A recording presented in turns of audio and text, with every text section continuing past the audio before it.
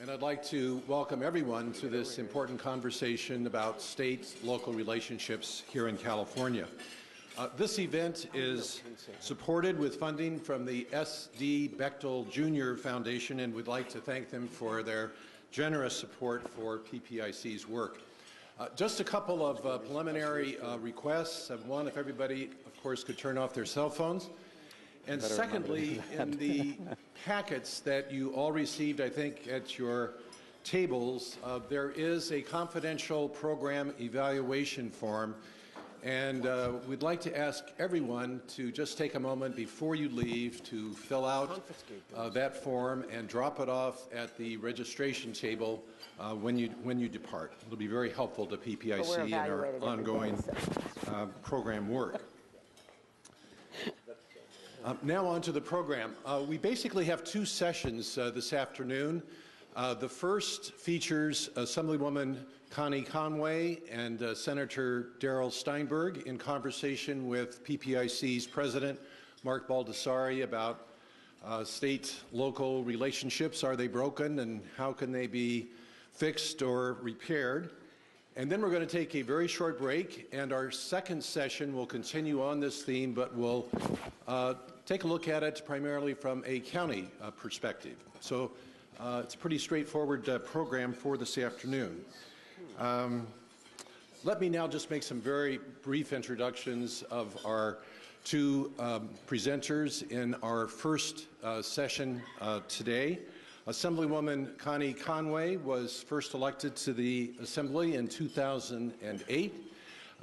She represents the 34th Assembly District, and we were talking during lunch, it's the largest Assembly District geographically in the state. Includes Inyo County and portions of San Bernardino, Kern, and Tulare counties. Connie was elected by her colleagues in the fall of 2010 as the Assembly Republican leader. Darrell Steinberg was first elected to the Senate from the Sacramento region in 2006, and in the summer of 2008 was elected as the leader of the state Senate. In addition, Senator Steinberg served for 6 years in the State Assembly. And on a personal note, Senator Steinberg, I want to thank you for your attendance here today, given the tragic events at Candlestick Park on Sunday. Know you're in a state of mourning and perhaps even seclusion, and we're delighted to have you come out today. Our condolences to you and to the 49ers. Just one final biographical note. Our state leaders that are on our panel today both have some valuable experience in local government. Assemblywoman Conway served for 8 years on the Tulare County Board of Supervisors, and Senator Steinberg served for 6 years on the Sacramento City Council. So they have sort of a unique perspective, both as state leaders and with this experience in local government. So with those introductions out of the way, I'd like to ask Assemblywoman Conway and Senator Steinberg and PPIC's President Mark Baldassare if they could come up on stage, and we'll get this first session underway. Thank you.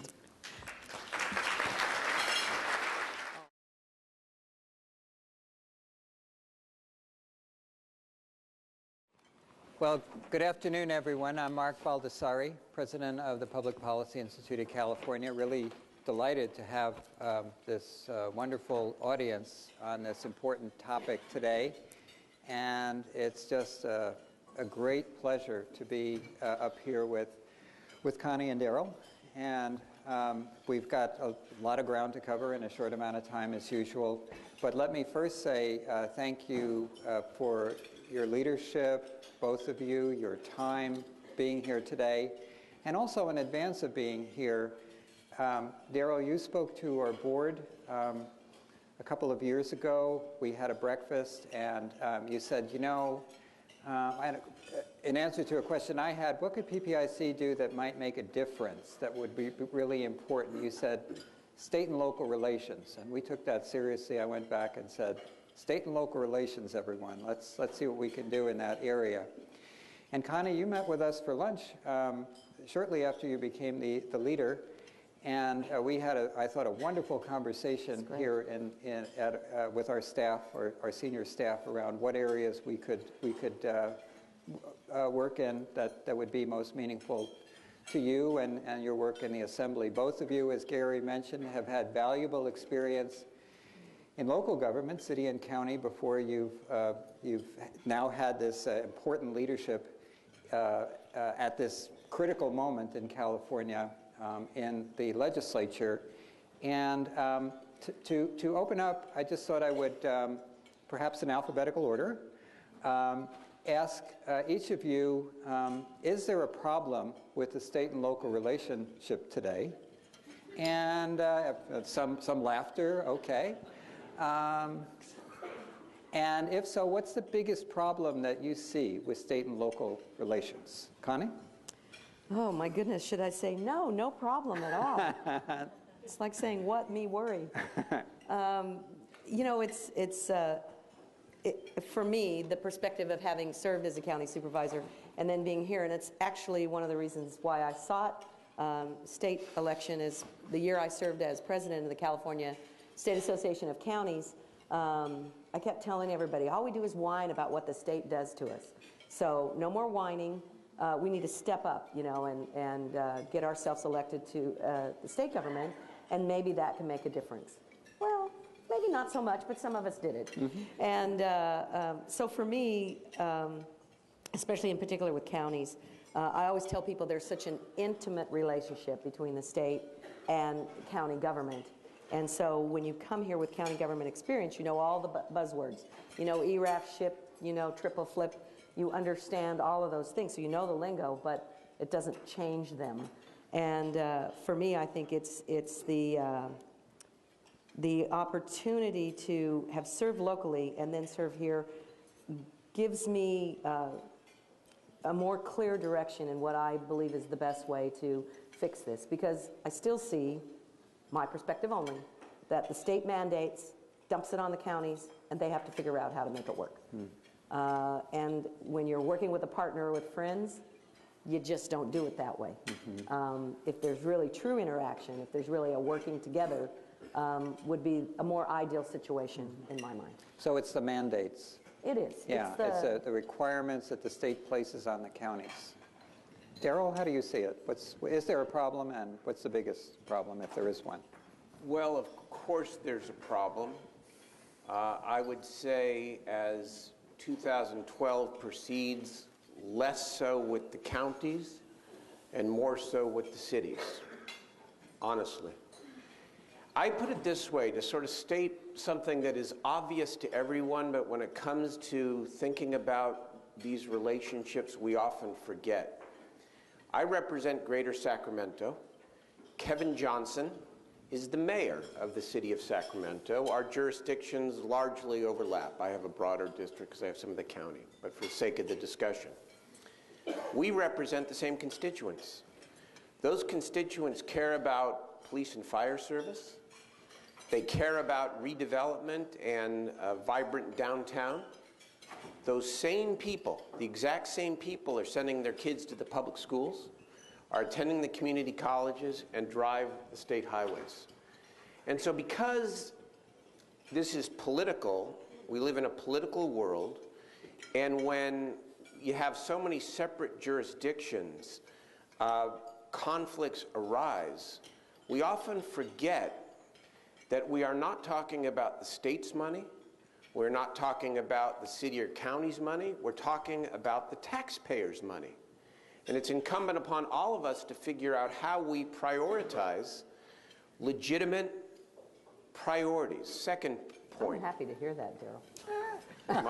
I believe it, but I think I probably, my friend Conway, draw some different conclusions than you do about, one, what those priorities ought to be, but two, why we have such tension. But I'd like to make a second point, if I might. It is true, beauty's in the eye of the beholder. Beauty is in the eye of the beholder, absolutely.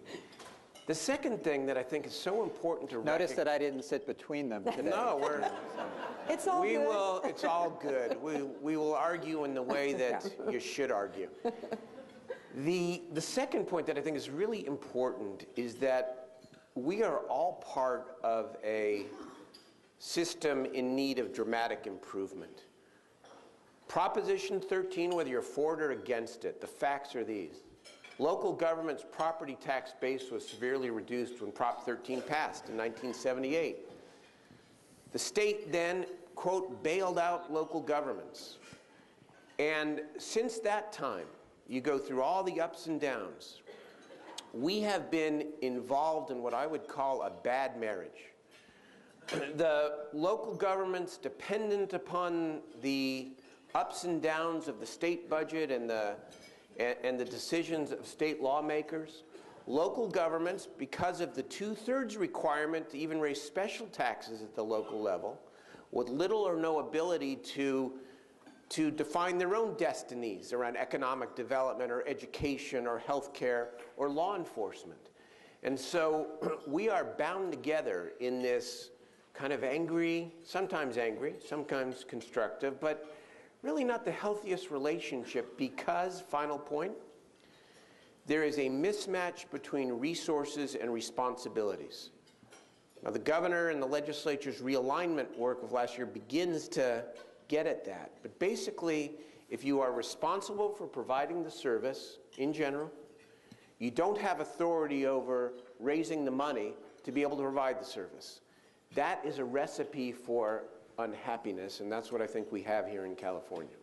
So, Connie, I heard you both agree on the sort of the issue of the level of responsibilities that are placed on counties to do what the public feels needs to be done. Darrell seemed to be saying, if I'm putting words in your mouth, let me know, that the root of the problem is Proposition 13. What do you see as the root of the problem for those mandates, that mismatch between what the counties are asked to do by the states and what they can do? What's the root of the problem for you? Well, I agree with Darrell. I mean, it's just like all politics is local. You know, the same people are paying the tax, whether it's a local tax, a federal tax, a state tax, whatever. It's the same taxpayer's pocket, and that is the problem, and for the taxpayer. And I think for me, the mandates that we have put on the local governments have no flexibility. When I represented the counties, I used to say, hi, you know, we're California's counties, all 58 of us. We're alike, different. And for me, putting my county supervisor hat on, it's problematic when you get a mandate with a set of strict guidelines that you have to do this and that, and you don't have the flexibility to react to those locally. Because, you know, what's a problem out in Inyo County, for example, where kids have to be on a school bus for maybe 2.5 hours, would differ from a neighborhood school, a school in a more urban setting where it's easier to get your children to school. So is that a budget problem that you're referring to then? For me, it's a compilation of it all. Okay. And the bottom line is the taxpayers are footing the bill. Okay. What my experience as a county supervisor told me is that people understand organized government, and they don't mind it. And they don't mind paying taxes for what they believe they should be getting for that property. Well, not property tax, that's where it is, but in taxes. A safe community and all that entails. A good school for their children and some type of infrastructure, whether that's a road or I'm old enough to remember when we didn't have technological infrastructure, but we have that now. So infrastructure may mean different things to different people. But for those priorities, people are great with that. We've now, you expand the definition of what a service is that a taxpayer is paying for, and especially in these economic times, it becomes a different conversation. When I go home on the weekends, that's all I hear about, and it's all in a perspective, I think. Well, let's deal with a specific concrete example now. We'll be hearing more from our next panel, and last year the governor proposed, the legislature passed a realignment of a significant realignment of corrections, placing more responsibilities on the county for certain categories of felons would be now handled by counties. I'd like to hear from both of you your sense about whether that was moving state and local relations in the right direction that realignment? And from your perspective, how's it going so far, recognizing that it's early in the process? It only took place October 1st, but how's it going? Good idea, and how's it going? I think it is a great idea and a necessary idea, and that given the complications and given how difficult it is to transfer these kinds of functions, at this point, I think it is going very well. Well, let's look at the big picture. The United States Supreme Court said our prisons are overcrowded. You have to reduce the prison population significantly, not by 5,000 or 10,000. I believe the number was over 40,000 prisoners. They recognized that California, as it has done throughout the decades, likes to pass laws that respond to either a horrific public crime or a circumstance, but then isn't necessarily willing to pay for what it takes to be able to pay for those increased sentences. And that we've done a poor job in California distinguishing between the violent criminal who belongs in prison, often for the rest of their lives if it's been a truly heinous crime, and someone who could reasonably safely enter society and become a productive part of society again, paying the price, but with some rehabilitation.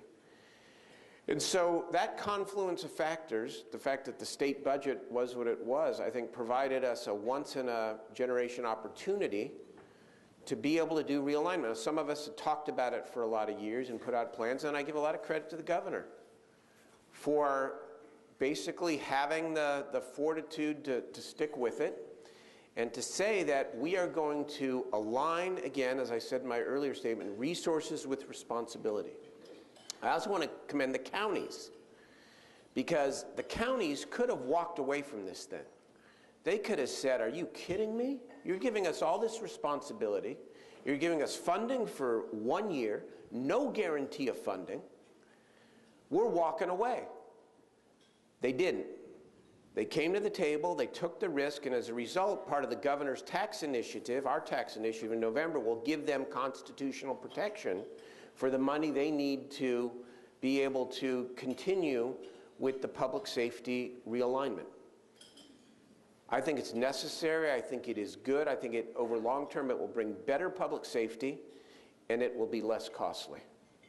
Connie, how do you see it? I also will give the governor credit, but he may not want it, the way that I see it. I mean, if your idea of a negotiation is a gun to the head, sorry for the pun there, but some local government folks felt that's exactly how it was done. You were told, we're going to do this to you, whether you like it or not. So, you know, the attitude was, well, maybe it's the best way to get a deal because we got to try. I don't know that if that's the best give and take for negotiations with the legislature. I spoke earlier about the flexibility, and I think we have just now begun to see the effects that will have.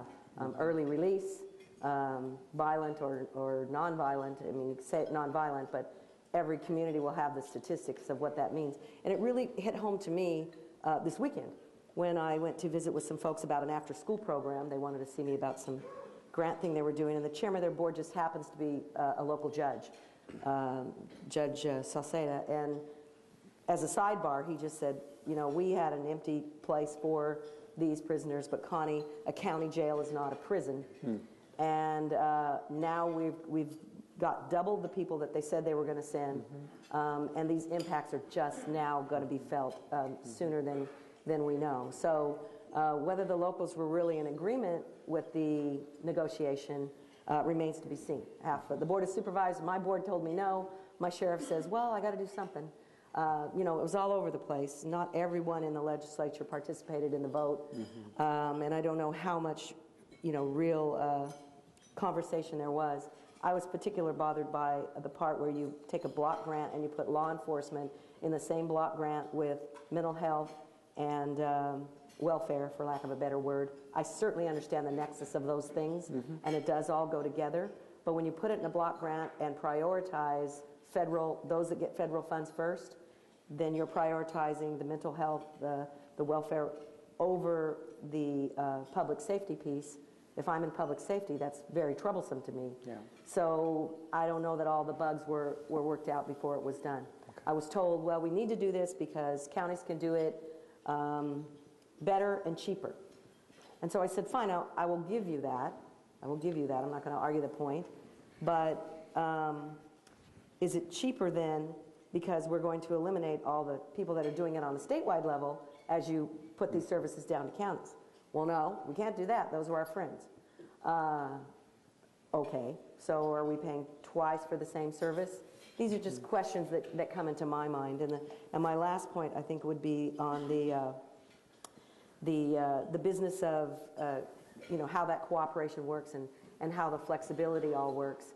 I think we have a long way to go in figuring out what's best. But if we don't have that flexibility and give enough voice to the people who are now responsible for those services in a way that makes sense for their community, long term, I don't know how it works. Connie, I heard Darrell mention that he supports the governor's idea of providing this kind of constitutional guarantee for the realignment work. Where do you come down on the issue of whether there should be a commitment to the funding for realignment going forward, and how do you see it working? Well, especially in a county supervisor hat, I mean, if you're going to do that and say we'll give you the protection, I think a lot of people bought into the idea and then realized, it says we'll pay for the first 2 or 3 years of an incarceration, and then you get someone with a 10-year sentence. I mean, I don't know how you. It's almost like, what is the real guarantee? How do you guarantee a constitutional guarantee that funding will be there when we struggle with funding with everything else we're doing right now? Right. I don't know how we have the guts, actually, to say, oh, no worries, we're going to fully fund that when we struggle with the budget issues we have now. I mean, when I Darrell, how do you respond to that? Well, we, first of all, have an obligation to the counties and the sheriffs, those who took the risk and who stepped out, to guarantee in the Constitution that they will get the resources necessary. And there is some risk, because in a down budget cycle, that will mean that the other parts of the budget will have to sacrifice. But it's the only way to work. You talked earlier, we both talked about partnership. If we're going to make good on our half of the partnership, we can't say, here, you take all these responsibilities and not guarantee the funding. There is a way around it, but in this day and age, I don't think it's all that saleable. And it touches on Prop 13, the verboten topic here. But no. You can talk about it. I can talk about it. Here we go. Go. Okay. Go. Okay, off the record, everybody. Oh, yeah, right. I don't know about that. Never off the record. No. I'm teasing. Yeah. I'm teasing. No one's talking about it, and I certainly when talking, I would not support changing the residential property tax rates under Prop 13. That happened for a good reason, and we all get that. Even though there are some huge discrepancies in the way we finance housing developments now, and Mr. Wynn out there, everybody knows that. But here's what's odd about our system, and few people realize this. At the local level, if you want to go out, if you're a county supervisor and you want to go out to your voters and tell them you want to raise the sales tax, for an example, and you say, I'm not going to tell you where and how we're going to spend the money, it's a majority vote. If you are specific and detailed and say we're going to spend the money on transportation or on public safety, and we're going to fund X number of deputy sheriffs or police officers if it's a city, it's a 2/3 vote. The more specific you are, the more certainty you give the voters, the harder it is to pass a measure. You really want to cure this stuff, we wouldn't be talking about the state having to constitutionally guarantee realignment, even though we need to do that. We would be having a happy, healthy divorce. And we would be saying, counties, cities, here are the means to dictate, to define your priorities yourselves. Go to your voters with a 50% plus one or 55% vote on what you think the priorities are. How about economic development? We'll talk as a substitute for redevelopment. How about economic development? But that doesn't exist. So naturally, we're in this intertangled thing where the state's got to do a constitutional guarantee when we may or may not have the money over the course of many years, depending on the budget. We can do better in this state if we deal with the underlying issues. And I think the taxpayers distrust us because we never tell them the truth.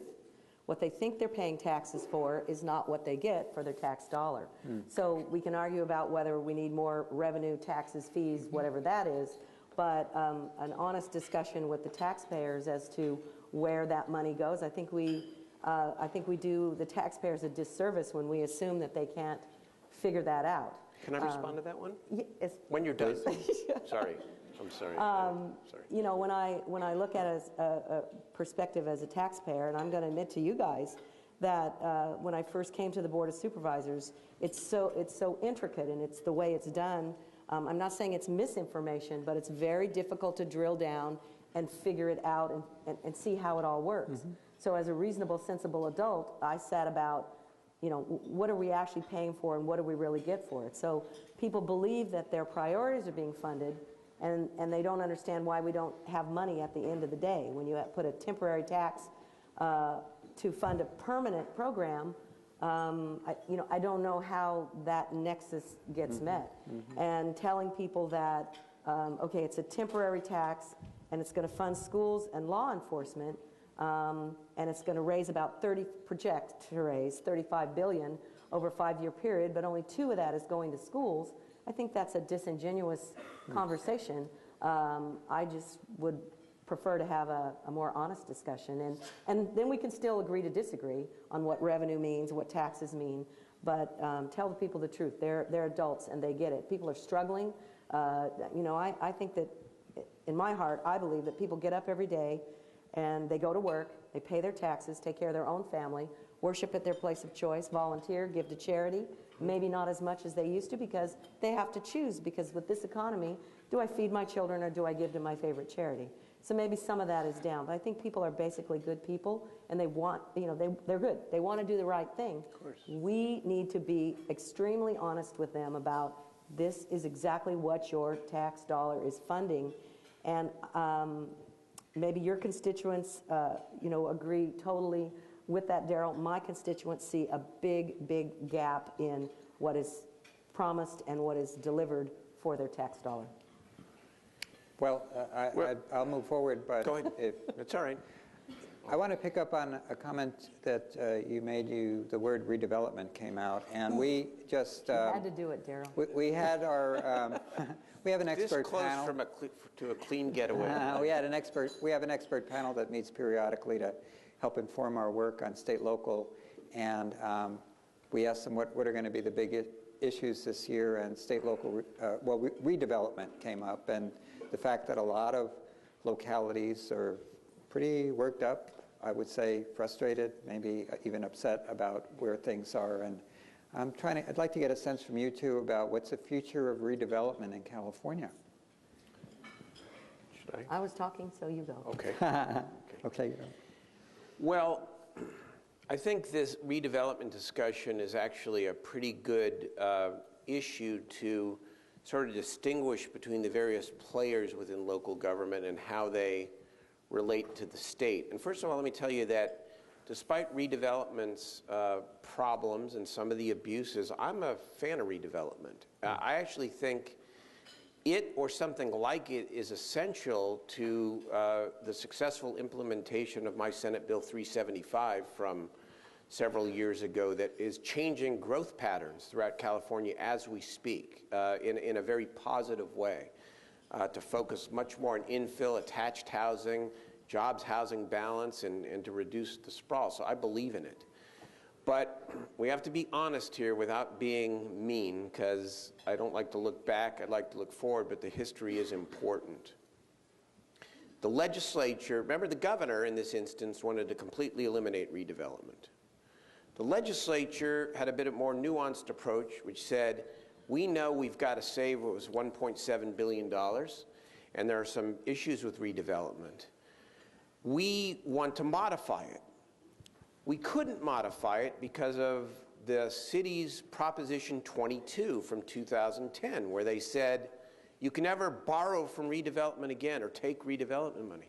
So what we did was the only thing that we were told we could do. We eliminated it, and on the same day, in fact, an hour later, we reconstituted it, but we gave the schools their share of the money, made a couple other changes, and $1 billion a year continued back to redevelopment agencies. All well and good. City is not thrilled, but at least we maintained redevelopment in a very significant way. Well, they then went into court and sued, saying you don't have a right to take any of the money. What did the Supreme Court do on a 6-to-1 vote? The worst of both worlds. They said, legislature, your elimination was legal, but your reconstituting redevelopment was illegal. The upshot, no redevelopment, nothing. All or nothing leads to nothing. And so now we're faced with a very difficult challenge, because I want to give cities and counties local economic development tools. I think it's crucial. How do we do it? Maybe we can reconstitute redevelopment going forward with a different base year, but it'll take 5 to 10 years to build it back up. I've come up with an idea, because redevelopment goes away, there are billions of dollars worth of physical assets that will otherwise be returned to counties, to school districts, if we do nothing. We can appropriate that money, if it's billions of dollars, back to the cities for economic development, but I would say with a different partnership, centered around SB 375 and reforming the state-local fiscal relationship. The whole history of this is a tortured one, where instead of working together, there was a lot of finger pointing about whose money it is, and in the end, we all have to figure out how we prioritize limited resources. So I think there is a future for redevelopment. I don't think we call it that anymore, because the term itself now is a little bit tainted, even though it's done good work. But we have to figure out what our financial mechanism is to be able to put money back in local communities for job growth and job creation. Connie, how do you see it? Well, I have to, full disclosure, say up front that I served on a redevelopment agency board of directors. The city council still was the final say, but there were 3 or 4 cities in California back at that time that had a separate redevelopment board. So I'm a believer in the redevelopment process and focus probably on the good that I believed it was doing. But I think that redevelopment agencies are, they're kind of like politicians, or even our approval rating, Darrell. You like your own, it's everybody else that aren't good. And so, you know, I could look locally at the redevelopment agencies that I was involved with and worked with and said, we really are, this really is about blight and housing and brownfields. I mean, this really is going in the right place. It's those other people who they're using as examples that didn't do a good job. So I think, you know, on that perspective, that's kind of how people viewed this. Well, I appreciate what you're saying, Darrell. More complicated formulas, you know, I don't know if that's what we need at this time. I look back, as we talked before about property tax and where it goes, and we didn't give it to redevelopment, so now the schools get it. And this is, you know, it's easy to look back and criticize, but had I been around for the ERAF shift, I mean, part of the problem we have is, you know, when the schools are funded from property tax, it was like the dot-com bubble. I mean, property tax revenue comes and goes. And right now, it's gone because of devaluation, so there's less money, so not everybody that's dependent on property tax funding is not getting as much, and, you know, they want what they believe is rightly theirs. But true to the formula, if you get a percentage of what it is what it is. So if the revenue goes down, I'm sorry, that's all you're going to get. Instead, we say, okay, well, you would have got that, so we're going to guarantee that for you. It once again becomes And I understand very smart people do this, and I don't claim to be one of those. But these types of formula make it difficult, I think, for the taxpayer to understand what in the heck, maybe a different word, are you people doing in Sacramento, and what are you doing with my money? But there are answers, and it is hard and confusing, but I think it's important for the public to know that one of the reasons why the state-local relationship has gotten even more difficult is because back in the late 1990s, the legislature and then Governor Wilson made a decision because of a great deal of pressure nationally to lower the vehicle license fee, which was a source of funding for local government. That was a political hot potato. It had been 2% for 50 years between 1948 and 1998. California did not fall apart during those 50 years. It became a political football. It went down. The state now backfills local governments. That's right out of our budget. So it is confusing, and it's up to us to make it simpler than it is. But I also think it's important to note that there are conscious decisions that get made up here that have an impact on the very people that we're trying to help and protect. And the taxpayers, I will grant you, are obviously among those and the most important. But I would say I'd rather give that $5 billion that we lose every year to pay for Sheriff Baca's officers and other local law enforcement than the small savings for the taxpayer out of their vehicle license fee. That's my choice. I know, you know, the other side of the aisle has a different choice. We look at it, I mean, I tend to make things, maybe oversimplify things, but I think, Darrell, sometimes then it gets to the conversation of what role, how large a role government should play in everyone's life.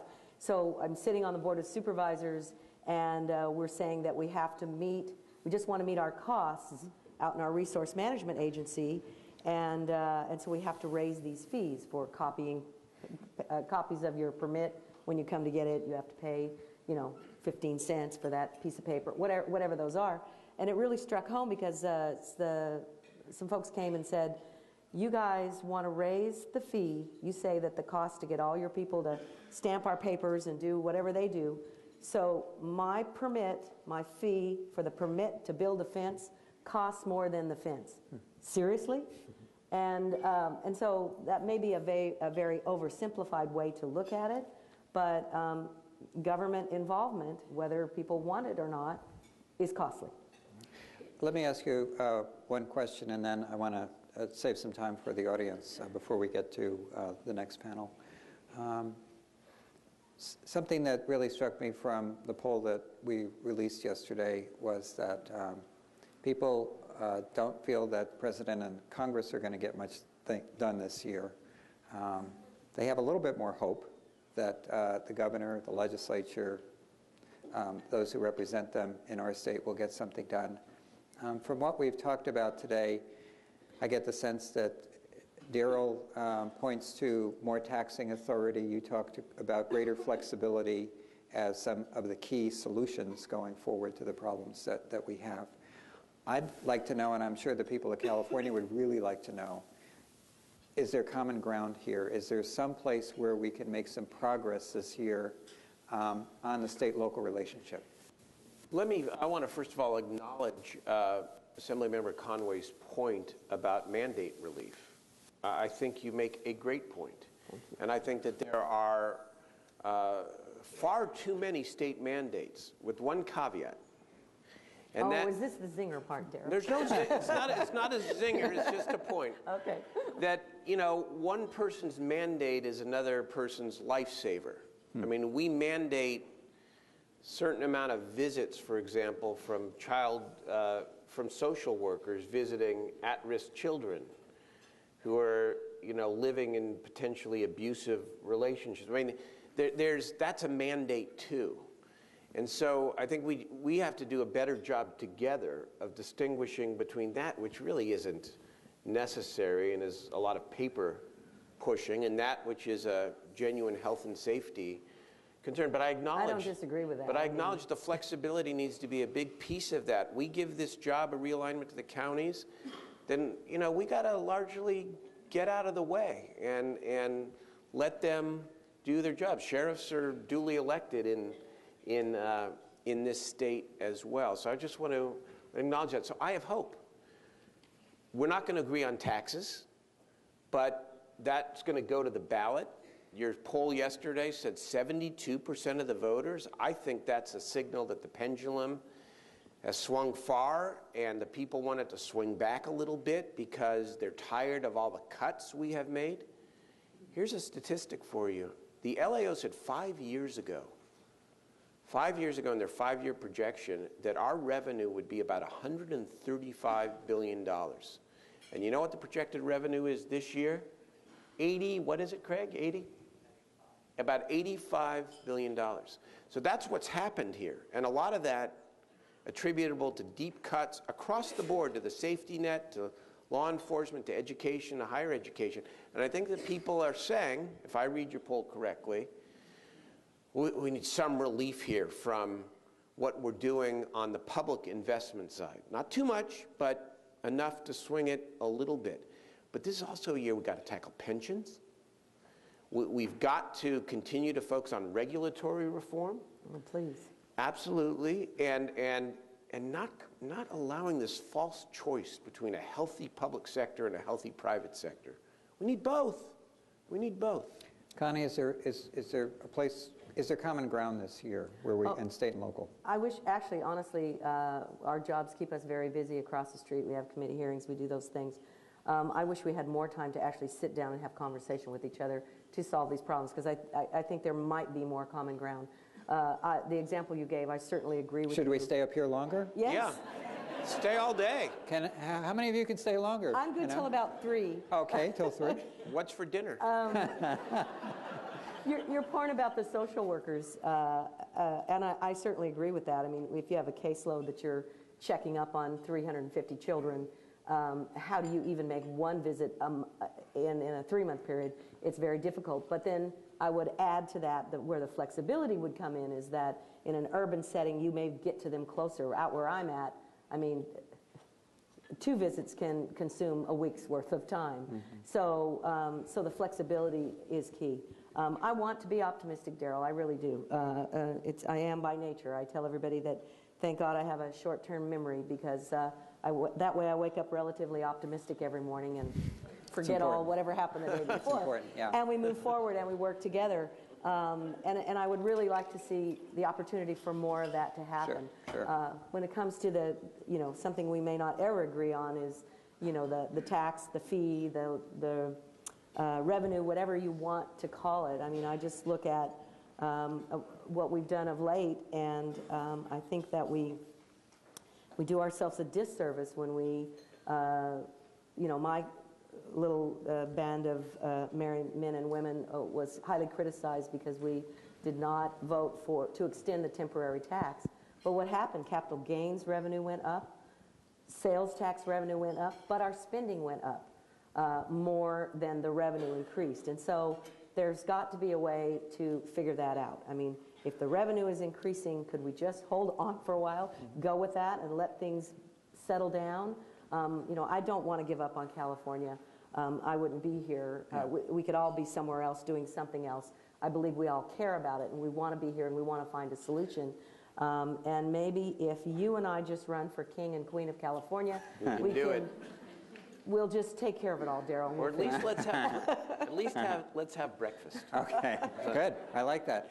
I know we're running over for this session, but I'd like to take 1 or 2 questions, and they really need to be questions, not comments. Yes, or not speeches by any means. So, and they could be directed at either of our panelists, not at me. Thank you. Al Hernandez Santana with the State Association of Rural Health. My question is for Senator Steinberg. I'm going to key on a phrase that you use. You said recipe for unhappiness, referring to the mismatch between resources and responsibilities. So I believe that's a very intentional phrase because you didn't say recipe for disaster, meaning objectively not a disaster, but more unhappiness. So I wonder if, given your political mind and your policy perspective, do you believe that objectively there will be some level of mismatch no matter what you do in government? And that even though locals may end up with some of the responsibility and not all the authority, that it would be enough to be tolerated, that we have a more functional system even though not everybody will be happy? Yes, and realignment's the perfect example of that. That is probably because it's so complicated and the term itself is, doesn't exactly capture the public's attention. It's really one of the underrated achievements of last year, because it is that sort of fundamental shift that brings us closer, not nearer to perfection, but closer to the alignment of resources and responsibility. I think we need to do more of that. Look, this might be a shock to Connie and some of you. I have no problem with shrinking the size of state government. I really don't. I have a debate, we have a debate about the level of government services that should be provided to people. I'd like to shrink the size of state government and provide more of the responsibility, but the resources and the ability to raise the resources to the local level. So I think that there's a lot of positive out there. Okay. How about a question from this side? And before we, could anybody else have a question? Raise your hand. No? Okay. And could this question possibly go to Connie, since the last question went to Darrell? Should corporations pay more tax? Okay. Connie?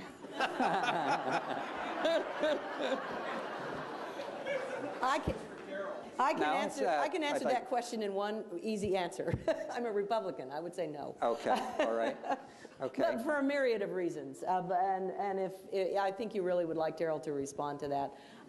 While I have a chance, I just want to say... Well, then I'd like you to respond to the other question, just I'm happy to out do of that. fairness. I did want to mention, just on the poll you mentioned, Darrell, I thought it was the PPIC poll, thought it was very telling this morning as I read the news clips from every news agency. Everybody had a different, beauty really is in the eye of the beholder, because everybody had a different take on what your poll actually meant, Mark. And we may need you later to translate what you think it really meant. You notice that I didn't say to anybody, have any questions for me? That's right. So. And I was struck by the fact that, yes, X amount of people said they wanted this and that, but only if it was tied to such and such. So it's very complicated. It is very complicated. And as far as corporations go, for me, I don't have conversation on a daily basis with large corporations. More of the conversations I have are with smaller business entities. But, I mean, those can be of size. And I think that the reality of that is if you, whatever burdens we put, a lot of them just want some regulatory relief. I was talking to a guy the other day that's going to have to lay off. He's going to have to send 85 people home with no job because he needs to retrofit his service trucks, and he can't get a loan to do that. These are stories that really hit home with me in particular because it's local. But if you do that, when you raise those to for every action, there's an equal and opposite reaction. So if the decision was made to do that, that's going to trickle down the line and go right back to the same place that all of those things go, and that's the taxpayer's pocket. Darrell, how do you see it? Well, I would not mind seeing a small surcharge on financial transactions involving derivatives and other complex financial instruments that don't prove to create any product or jobs or any wealth. I wouldn't mind seeing that. I also think, again, if an anomalous part of our system is that on the tax credit side, and some tax credits are good, don't get me wrong, I'm not against them. Majority vote to create a tax credit, a 2/3 vote to eliminate or modify a tax credit. Governor Brown tried last year, we've tried for years to modify the so-called single sales factor in California, which provides a benefit not just to in-state companies, but out-of-state companies. And if we had modified it to just benefit in-state companies, they'd still get the break, we'd save $1 billion. I had a bill 2 years ago that said take that $1 billion of savings, give half of it to businesses as a broad-based manufacturing investment tax credit, and put the other half a billion into education.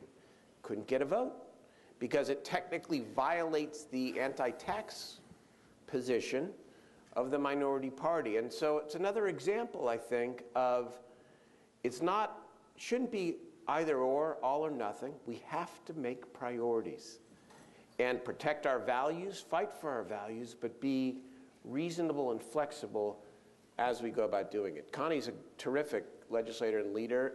I think that the Republican Party is a little hamstrung by those who will recall her and recall others and make life miserable if you ever step on that third rail. And that's the way it is.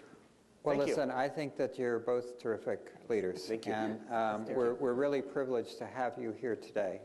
And I want to thank Gary for getting us started and making the introductions, and Connie and Darrell, to have two of the four We're going to leave and go have coffee. leaders, Figure this out. here in January, having the kind of conversation about complex state and local issues and getting a sense of the way forward has been extremely valuable, for us, and I think for everyone here. We're going to take about a 6-minute break, and come back at 1 o'clock. But can we have a round of applause for our two leaders here today? Great job, Connie. Thank you. Thank you. Thank you. Thank you.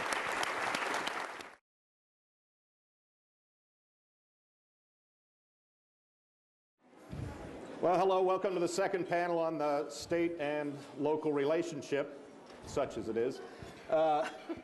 I'm Greg Lucas, and you've got biographies of the folks up here on stage with me, but what you won't find in the biography of Los Angeles Sheriff Lee Baca is that he's one of the principal advocates of a change in federal law that allows states to give foster kids aid up to the age of 21 instead of having to stop at 18.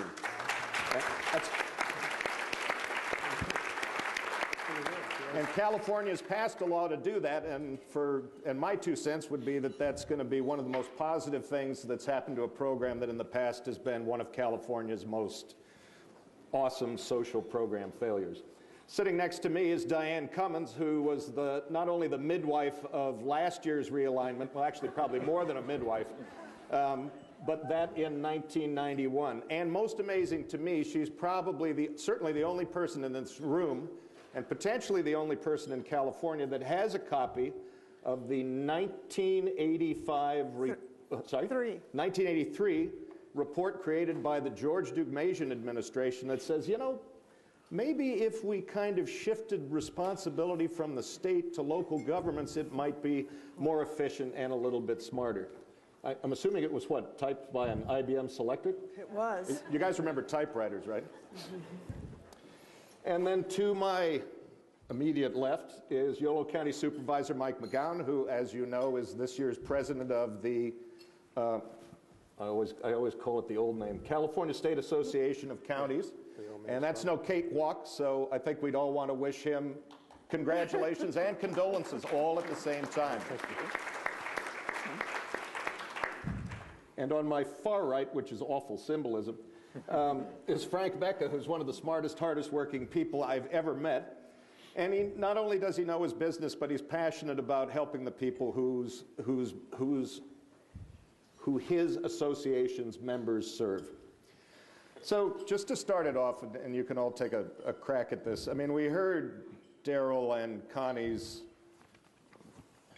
politic description of how realignment is working. And so what's the real lowdown on this transfer, what was it, $6 billion worth of programs that run the gamut from everything from child welfare services to juvenile justice to mental health, and we heard about corrections. Who wants to start? All right, or is it just an A+ on everybody's report card? And we can move on to the next question. Mike? Sure, I'd be happy to, since you gave me the elbow. Well, it's too early to tell. I think it'd be unfair to give it a grade yet. It's really just started, as you know, and I think in the final analysis, it's going to take several years for us to really understand how well this particular realignment concept works out.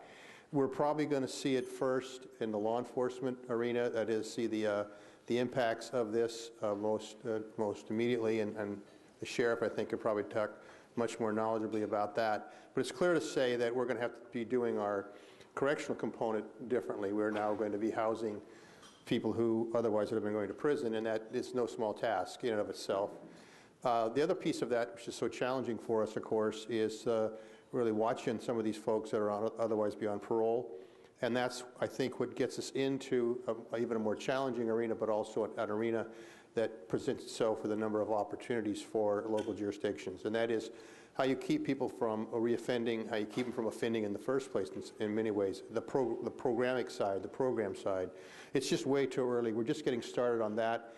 I do want to give a quick commercial, though, that we wouldn't be in this mess to begin with, and we wouldn't have these great opportunities to take advantage of if it weren't for Diane Cummins and the governor and Ana Monsantos and those folks over in finance, who have worked, quite frankly, very, very constructively with certainly the counties association in trying to create this situation.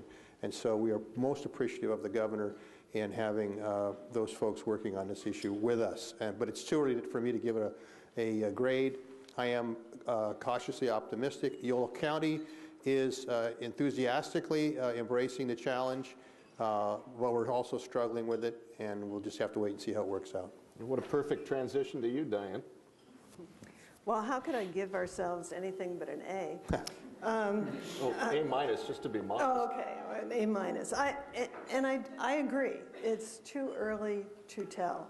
But remember, a big part of realignment started July 1st, and that's the Health and Human Services side. So we have a little more time with that. We also have the experience of 1991. Now, we don't have the final funding structure in place, and we don't have many of the statutory changes that I think we'd all like to see to give counties more of the flexibility that we think they need to run the program. So that's on that side. On the real law enforcement side of public safety realignment, I mean, you have to appreciate this is the biggest change that has happened in the law enforcement world in 30 years. It is very significant, and there are going to be major bumps along the road. And there are going to be what we call episodic bumps there's some kind of crisis or individualized problem in a county that the Department of Corrections goes out and helps fix. And there are going to be systemic issues within realignment that it's just too early to tell. And I will certainly echo the comments that the counties have really stepped up across the board. I think in every program area, they have stepped up to try and meet this challenge. And it is a challenge. And I think the state, counties often complain the state lags behind a little. But I think the Health and Human Services Agency and its departments, and I think the Department of Corrections have stepped up to try and deal with this in a partnership way, in a different way than we have in the past. So it's going, I don't want to say remarkably well, but I think that there have actually been fewer bumps than we thought there would be in the first few months. Frank? Well, I think just speaking from the Health and Human Services side and going a little bit deeper, I think the grade that we would give realignment is an incomplete, but with a significant possibility that it would score highly. And the reason I say it's incomplete is there are two large pieces of undone legislative or political actions that need to take place. The first, as Diane alluded to, the structure for the programs, both corrections and Health and Human Services, after July 1 of this year, has to be enacted in an implementation bill. The governor laid out a framework in the 8 pages that I think is a very good framework. So we're actually quite optimistic that something can be enacted that really answers a lot of what we call the plumbing, but they're really key questions. How is the money allocated? How are the local funds set up? What are the rules with respect to funding allowable transfers from one program to another? How is growth allocated? So the real sort of guts of realignment will sort of be determined in that implementing bill. And the thing about 2011 realignment that's very different than 91 realignment is that in 91 realignment, it was sort of all within health and human services. And we all kind of know each other. We all sort of talk to each other. We might be in our own silos, but they're worlds that we're familiar with. And the 2011 realignment actually brought the health and human services world in very close contact, in intimate contact with the corrections world. And establishing those relationships and the rapport and the trust is really difficult. And I've been actually quite encouraged at the extent to which that rapport is developing. And it's going to be a process. So that's what gives us optimism for the likelihood that we'll work something out that really works. And the second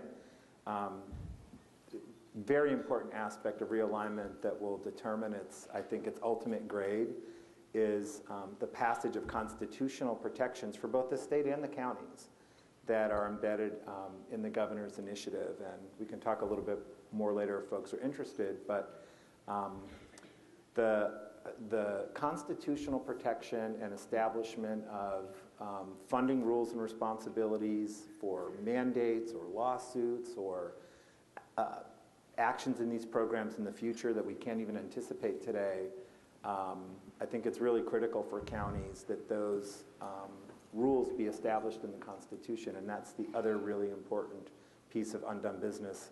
And we're sort of very, very hopeful that those protections can be enacted. Sheriff, how's it going so far? So far, it's going rather smoothly in Los Angeles, and I can't speak for the other 57 counties, but the nature of a policy decision as large as this one is that I do believe in the fundamental principle that local solutions are inherently stronger and better than statewide solutions. And that's because the governance system is multifaceted in local counties. There's 88 independent cities in the county of Los Angeles of 10 plus million people, and ironically, of the 88 cities, you have 88% of the entire population within those cities, which leaves the county with about 1.5 million people. What does that indicate? Well, it indicates that we've diffused responsibility for public safety significantly within the county, that it isn't a super agency like the LAPD and the Sheriff's Department, although we do police equally 4 million people apiece. And then the other police agencies police the rest of the population, which is over 2 million. All told, in the world of uncertainty, there are several things that have to be done before you even encounter a comfort level with something as big as shifting prisoners in the manner that's being done today. And the comfort level is to have management practices that are well ingrained in the minds of managers that's using their tools relative to the word adaptiveness. You got to adapt. You know, this is the 21st century. We can't keep on running steam locomotive systems thinking that this is going to take us into the future. We change out our airplanes, we change out our highways, we change out building design, we change out a whole lot of things. But if you don't change out the criminal justice system, which is providing an opportunity here, we're just going to keep on inventing a 70% recidivism rate, which is what the state prison level is. Now, I saw it as an opportunity. I'll give you some interesting numbers, but I don't want to take too much time with this. We have 80% of our jail population of 16,000 people was basically a pre-sentence population. So the non-nons that when October was the starting point of all this of last year, about 90% of the non-nons were all high bail detention in the county jail to begin with. So when the light turned on, the first month we ended up with about 900 of these folks that never came to the state prison system to get the release in the first place. They basically got shoved from the jail in terms of their status from non-convicted to convicted. About a good 70 of them had served 2 years in the county jail before trial as it is, and they were just released upon conviction. Isn't that an interesting concept? They no longer had time to serve because they'd been in there so long before the conviction. So then the net gain for the first wave was essentially about 800 inmates who were still already there. So we didn't see that huge bump, but we did get money for them that we ordinarily would not have received. So you really had a positive cash flow at that point in time. And now that we're into this a little further in time, we have about 1,800 or 1,900 in the system now as a whole. My big complaint with the whole statewide system is that we don't really understand what it means to be in prison or in county jail. It's not the best place in the world to encourage better behavior.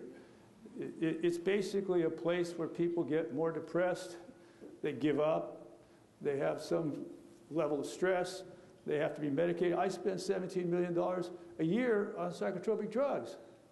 And if any one of us were to go in some of the cells and try and survive for a couple of days, we'd be on psychotropic drugs.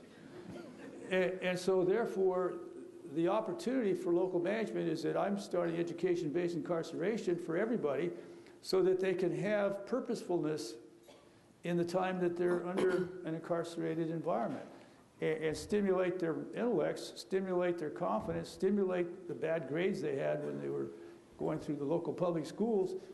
Over half of them are not very successful in the school environments that they started off in. For a lot of reasons that are sociological, that on the other end of the table here, the bias, he can explain to us how people get dysfunctional fast in a society that has at-risk neighborhoods.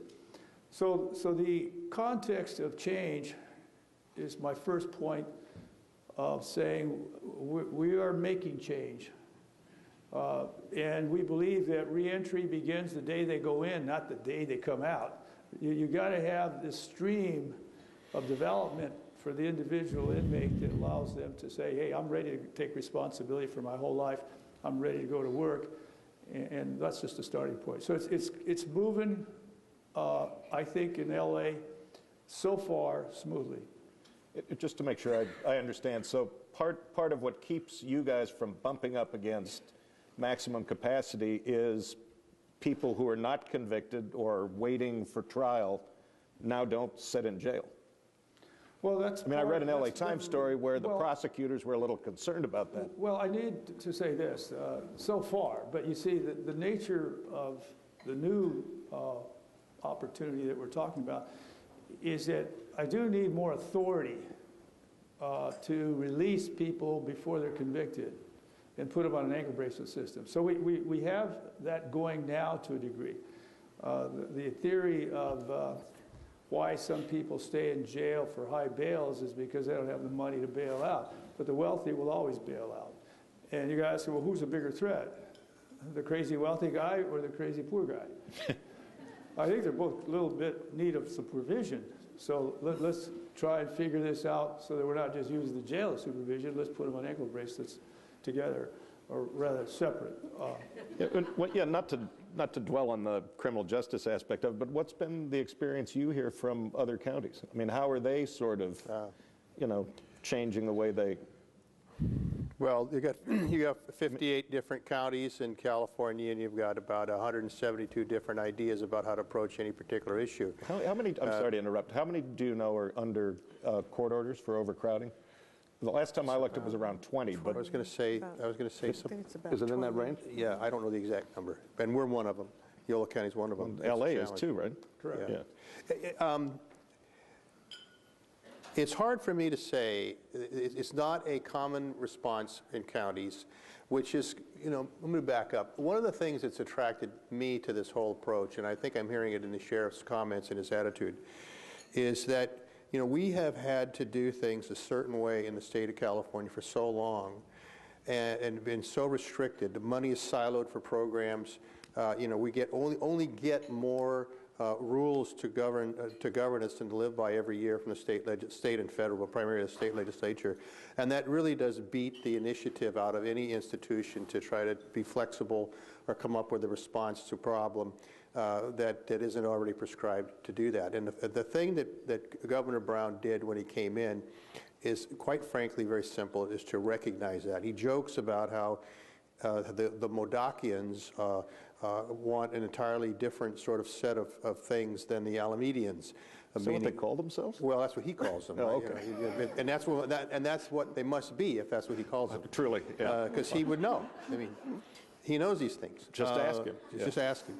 And it's fascinating because to answer your question, I think some of us are still adapting to the fact that we have a greater level of flexibility. Although I'll make a pitch here that that's something, as the sheriff has indicated, we need much, much more of. Because you want to encourage and incentivize the local jurisdictions' sort of individualized response to the problem.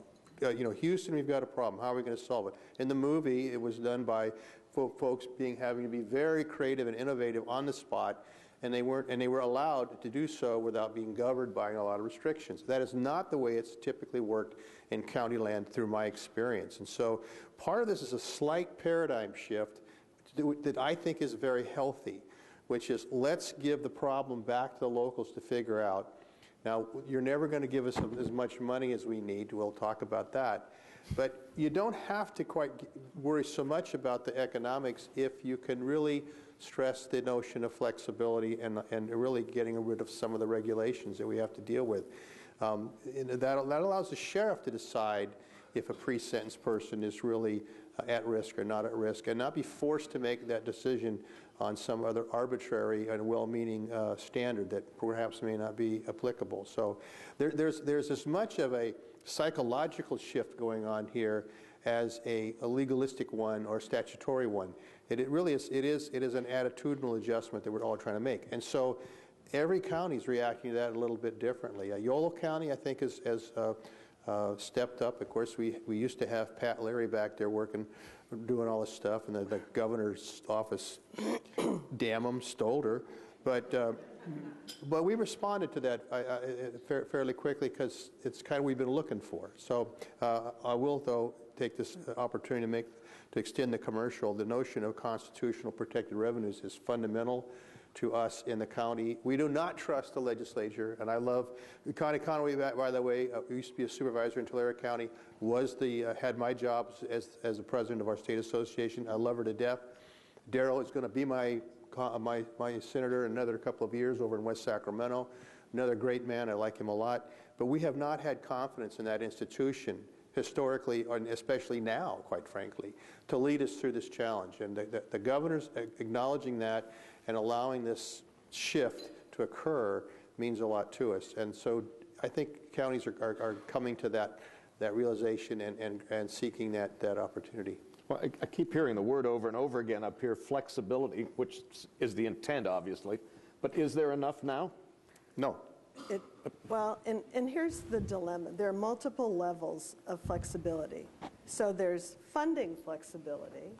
And the way in 1991, and Kim Belche will remember this, when we proposed 1991 realignment, the administration thought, well, we'll just put all the money in a pot and county supervisors can make the decision. And we were only talking about two programs. We were talking about indigent health and mental health services. Well, that hit the streets and people said, well, that's not good because the mental health advocates felt that the health advocates would take all the money. So in discussions regarding the funding surrounding realignment, it was very interesting. The Health and Human Services people really thought that the sheriff in every county would, if left to the discretion of the supervisors, would get all the money. Interestingly enough, in our meetings with the sheriffs, they thought Health and Human Services would get all the money because they're federal, a lot of them are federal entitlement programs.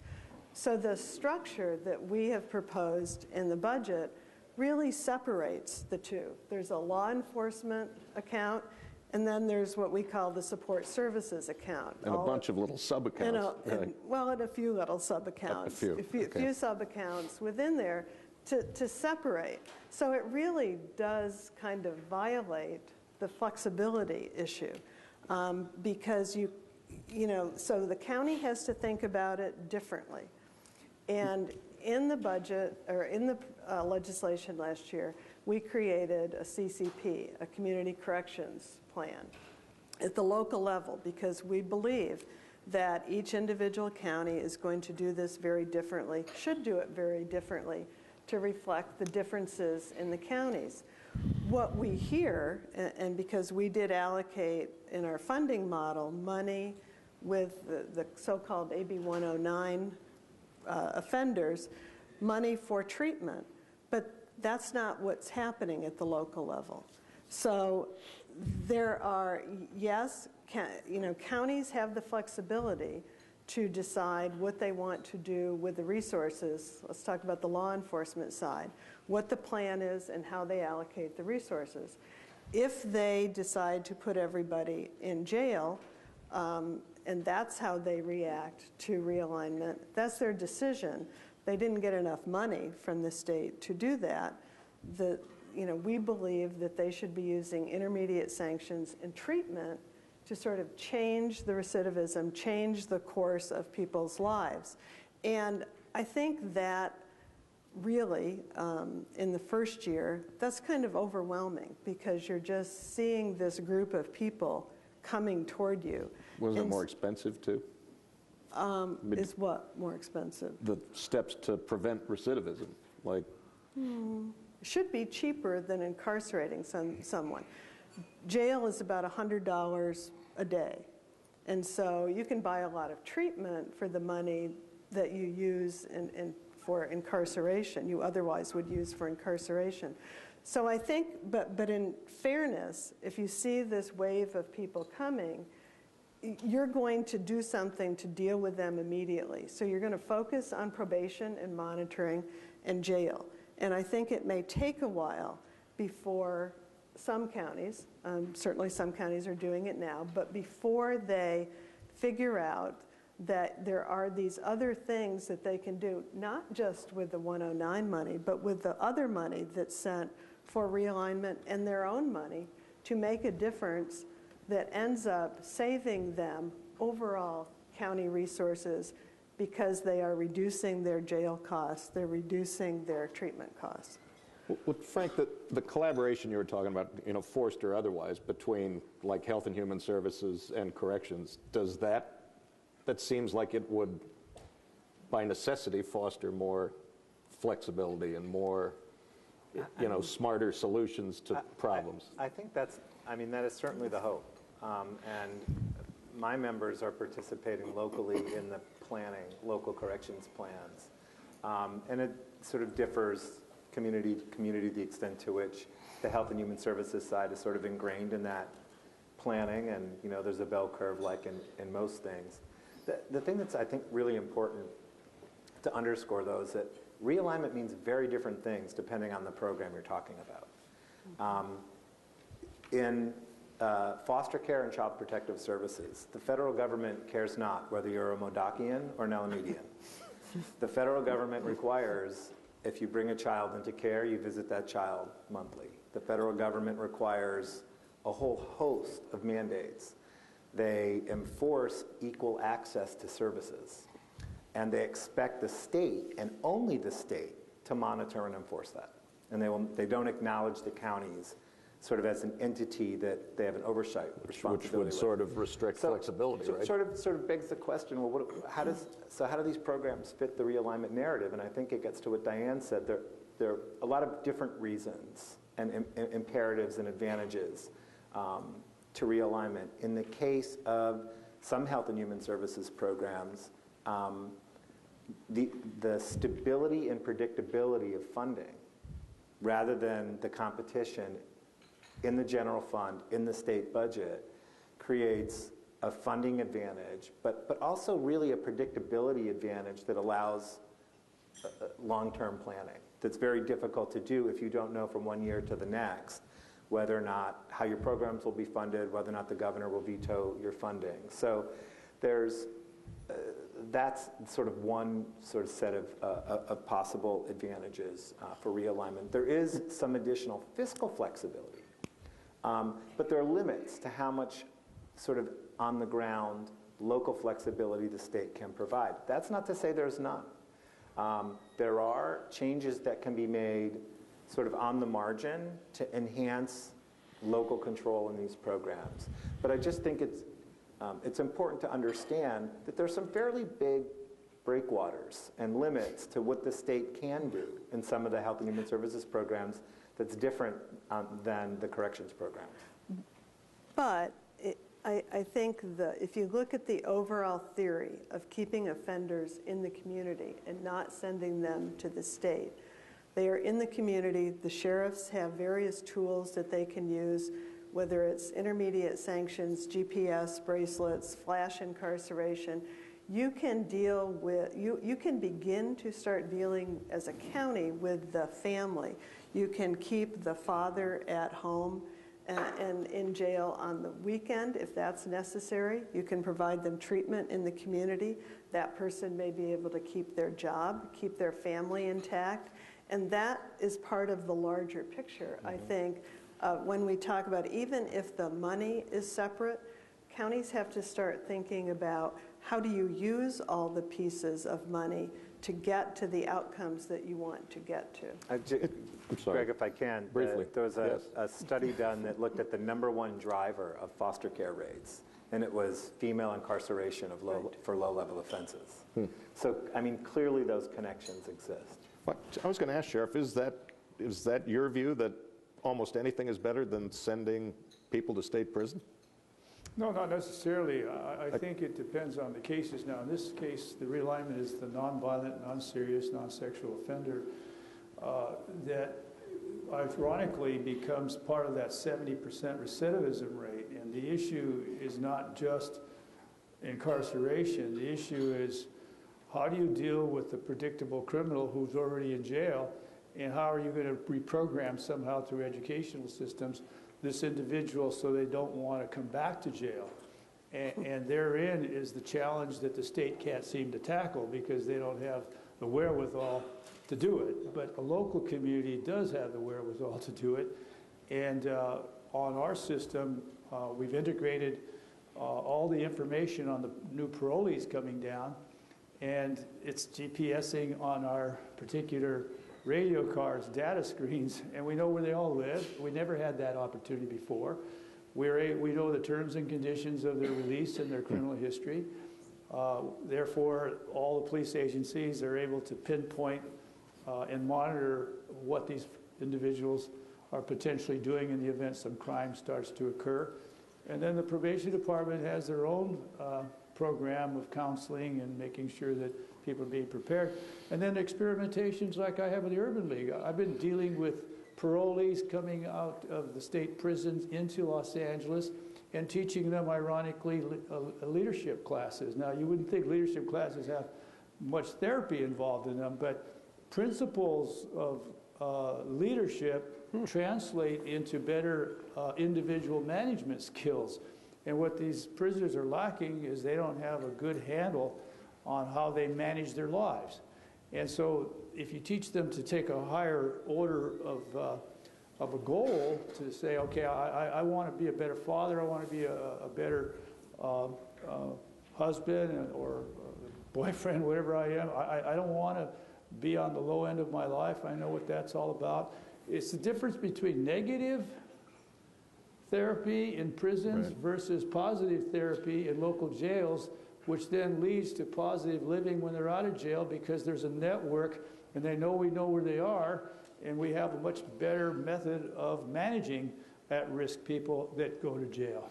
So did the Department of Corrections provide you with this information on parolees? Or, I mean, did they download it for you, or did you have to create the... Well, we created it. Okay. We were getting their packets. You know, each prisoner has a paper packet, which ironically should be automated, but that's part of the state's problem. They weigh themselves down with a computer system they were dreaming of and spent $40 million or whatever, and it didn't work.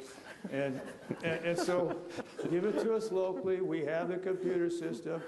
So we download it into our local system, and we partner up with the state parole agents. You know, remember, the state parole agents are still out there. You know, they're not done with the higher risk person. They're still dealing there. So the nature of technology, the nature of 24/7 supervision, meaning cops are on duty 24/7. You know, it's not a Monday through Friday effort with parolees. It's a 7-day-a-week auditing system, managing system, tracking system. And then, of course, I took on the absconder role instead of probation. If someone's not quite following all the rules and is getting on the edge, then my deputies go out and bring them in for that flash incarceration, and then we have a panel of judges that decide whether or not they had a revocation of parole into the county jail. But it's an interesting time. And then the deputies are the teachers. You know, it changes the culture of the jails. You know, if you just hire people, pay them big salaries to just watch people do nothing or watch them not escape, then what you end up with is a taxpayer issue here. The nature of the role of a correctional officer is at stake with this transformation. People that are running jails have to do more than watch people not commit suicide or watch people not get in fights. They have to be involved in the transformational education process, which is what jails should have been in the first place and what prisons should be now. So there's no, I mean, there's so many moving parts to this, but I mean, if there's one thing that needs to be done here in 2012, what would that be? Would it be resolving this, you know, what's the longer term funding? Or, I mean, I would think that would be pretty close to the top. My county, quite frankly, you know, is the largest recipient of the funds, obviously. And our goal is to protect those funds, because other counties want to say, well, let's just base it on the populations of the county. Well, I mean, the ones that have never been to jail? You know, this is money for people that are going to jail. This isn't money for the general population. Now, the fact is that LA County is, as I said, 1/3 of the entire population of the state of California. And we feed in, through our data tracking into the state, how many prisoners we're sending from LA County up to state prisons. So that's how the money should be allocated. But I'm not convinced that the state has the will yet to say to itself, what happens if the voters don't pass this initiative? Now, the counties will collapse. This is the constitutional protection? Correct. The counties will collapse, I don't care which it is, if that constitutional amendment is not passed. There has to be a truthfulness to the public that when you look at the surveys, and I watched the Policy Institute do all their surveys, and I especially watched it when they were surveying a 1/2-cent sales tax that I was trying to do in LA for public safety, and the voters are going to vote for it. The voters like that. They dedicated money, and they said this is what's going to be spent on is more public safety. The issue is not one of voters don't want better government. The issue is that our politicians, some of them, have convinced the voters that you shouldn't give government any more money under any circumstance. And that, to me, is what's driving the incompetence of this state, is that our state cannot afford to have elected officials say, I care about you, but don't help me care about you.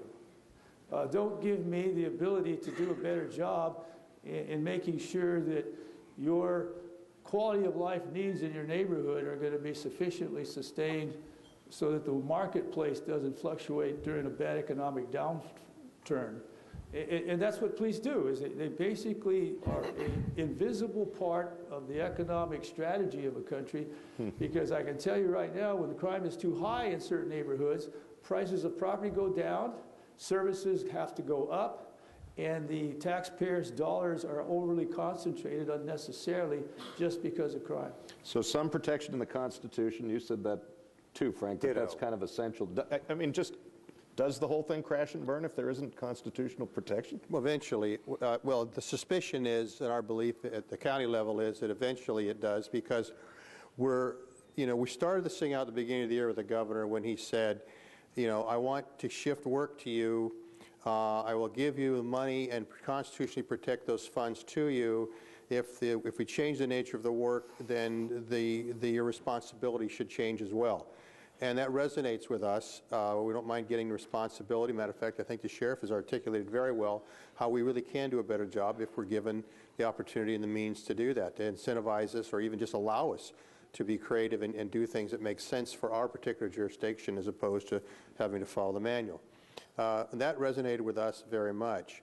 We don't, like I said, started to say before, the folks that I know in the legislature, Roger Dickinson, Darrell, Connie, all those folks are great folk. But that institution has historically been very bad for local counties or local jurisdictions when it comes to assuring us or guaranteeing us that there'll be sufficient funds for us to do the work that they've given us to do. I want to make a plug here. I think it's important for us to really focus on the one thing we can do this year is to support the governor's initiative. It does have the constitutional guarantees that the local jurisdictions need. And yes, it has additional revenues embedded in it as well, because without those additional revenues, this whole thing won't work. I don't care where you are in the partisan spectrum. Spectrums, just start looking at the numbers. If you care about education, you need to do something to generate more revenues for our educational system. Because without the passage of that initiative, education will suffer even more than the counties or the sheriff, quite frankly. And one thing we should all agree on is investing in the future of our society with improving the education of our children. And the governor's initiative does that. It also, the thing we don't talk about, which resonates with counties, is by creating those additional funds for education, it frees up the existing general fund as the economy begins to turn around to do many of these other things and actually enhance some of the programs we're talking about, whether it's mental health, foster care, adoptions, IHSS, or whatever it happens to be. There's actually more money for us to fight over. But the constitutional guarantees, these additional revenues are critical for the success. The one thing we can do this year is to see that initiative passed. Let me ask, yes, but I want to ask you a slightly different question and then give you guys a chance to ask some questions. So go ahead and comment. Okay. I just want to clarify that the funding is ongoing. There is 1.0625 cents of a sales tax going into the local revenue fund dedicated for realignment. So yes, I guess the legislature could pass a law and the governor could sign it that would take that money away. That is certainly not the governor's intent. I don't think it's the legislature's intent either. 1991, we had a tax increase for realignment, and that money is still there at the county level, even though the state could have at any time taken that money away. I do think people in the Capitol value these programs. They value public safety and the integration of the services at the local level, and that money is there for realignment. Okay, so rather than the most important thing that needs to happen, what is it that you are working on now? Well, I want to talk about two things. One is certainly Are you evading my question? No. Okay. No, I'm going to answer your question. One is the funding structure, and that certainly needs to be done this year, and I think it needs to be done fairly quickly because counties should know what they're going to get for next year. So the funding, you would go for that, right? Funding structure and the allocations. Yeah. But I also think there's another really important thing that the counties have to work on and the state has to work on, and that's changing this culture of mistrust. And the governor would probably call it 30 years of decision making in Sacramento. The state is not in charge of these programs. Counties are. So they run them on behalf of the state, and the state has an appropriate role. But I think we have to start changing the culture and being partners in running the programs. And state government's not going to change overnight. It's going to take a while, but that's one thing that as we talk to state departments and as we talk to the counties, we emphasize. Questions from you? Yeah, if you wait just 1 second, somebody should come over there with a microphone. While he's coming, I want to echo what Diane just said because I got on my notes here. We need a strong partnership, and instead of state flexibility. And flexibility. You saw that too? Yeah. Okay. That's pretty good. Pretty good eyesight. We can hear you. My question is about realignment. Now, I'm on the task force for realignment for the county for mental health. I want somebody to explain to me how this is going to be better for clients Oh, thank you. And how this is going to be better for clients, especially people who have mental health services now, who are facing mental health services cuts in the county. And I understand that some departments are closing and some departments are reopening and some places are going to be shifted. It's very complicated and very confusing for a client who doesn't know what's going on. So explain to me how mental health realignment is going to be better for the clients and for the county. I don't know, do you want to take a whack at that, Frank? Well, or not? I'm not. I mean, I guess, Randy, it remains to be seen whether it will or it won't. I would only point out that the cuts and the experiences that you're referencing that concern you so much happened in the world that was unrealigned, or at least it was realigned based on the 91 realignment proposals. So the hope of realignment I mean, I represent the social service agencies, not the mental health agency, so I want to be clear about that, but the hope is that a stable and predictable revenue source, rather than the gyrations of the state budgeting process, and additional flexibility with those funds will give counties the ability to plan, be strategic, and make longer-term investments to help us grow out of what has been, what I would agree with you, is an evisceration of the safety net for the last 5 years. Go for it. And I would just add to that, I mean, we can guarantee the revenue stream. We can't guarantee the revenue of the revenue stream. So it is possible in the future that sales tax could dip again. I think one of the things we're looking at is having a reserve within realignment to protect against that, so it might protect against some of those fluctuations. And the other thing is, in 2011 realignment, we are actually proposing an increase for the 1991 realignment allocation, and 1991 mental health has not seen an increase over the past 4 years. So we are putting additional resources into mental health. Well, I'd like to respond in this way, and I agree with all that, and I think it's not a very satisfying answer to the questioner. We're seeing demand for services go up, and if you look at the polling, almost any polling for the state of California, it is a nonpartisan or bipartisan or complete partisan attitude that all Californians want more services and they don't want to pay for them. So it's true. It's not a joke. And so we all want it all, no matter where you are. And I have a rural county, and some of my biggest requirements for demands are the sort of the stereotypical rich guy that goes out to the country, the venture capitalist, and he builds a McMansion, and all of a sudden he wants urban services. It's an incongruity, but nonetheless, that individual wants to have something they believe is a right that they have. They become accustomed to that. And that is a phenomenon that is going on in California today. And so, just know that that's the reality also we get to deal with every day. And on my job, try to reconcile the request for demand or the demand for services versus the ability to pay for them. Sheriff? Well, my comments are this. I probably run the largest mental health institution in the state of California. Yep. And what I believe the benefit could be, I'm not saying it will be, I say it could be, when local governments control dollars, they create more flexibility and more discretion. And my goal is this. There are 80,000 homeless people in Los Angeles County. Minimally 20,000 have mental disorders, and they could be co-occurring disorders. Therefore, they're not just on a one-track form of mental illness. The nature of their neglect is shameful because of the absence of local control over dollars. I've had my conversations with the Director of Mental Health of the state of California. They do their best. However, they don't see the problem like we see it locally.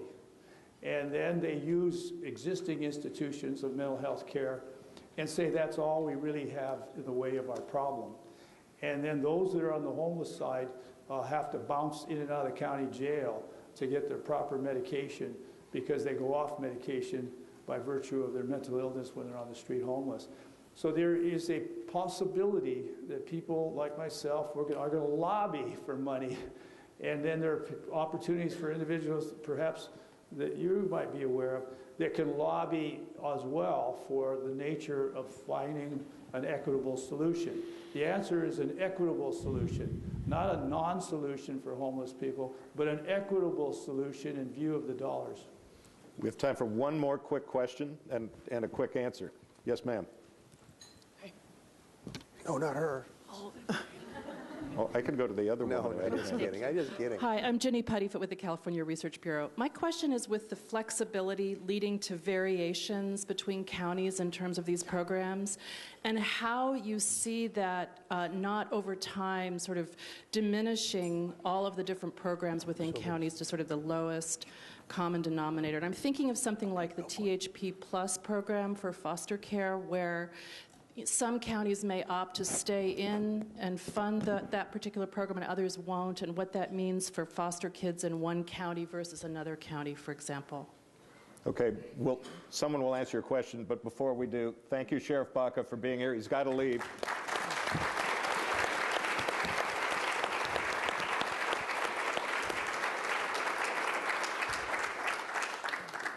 Well, I'd like to start out real quickly. That actually is one, the question reminds me of one of the things that the governor talked about a year ago that was really music to our ears in Countyland, which is he said one size does not fit all. And that's oversimplification.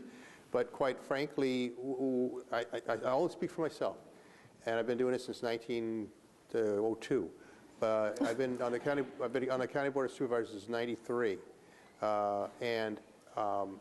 The one size fits all that we have to have, they all have the same standard, whether it's for indigent health or whether it's for mental health or whatever it happens to be, I would say to you, it doesn't work. There are differences in standards between California and Oregon, and California and Nevada, Arizona. There are neighbors. And would not be the end of the world for different counties to have different standards of level of service.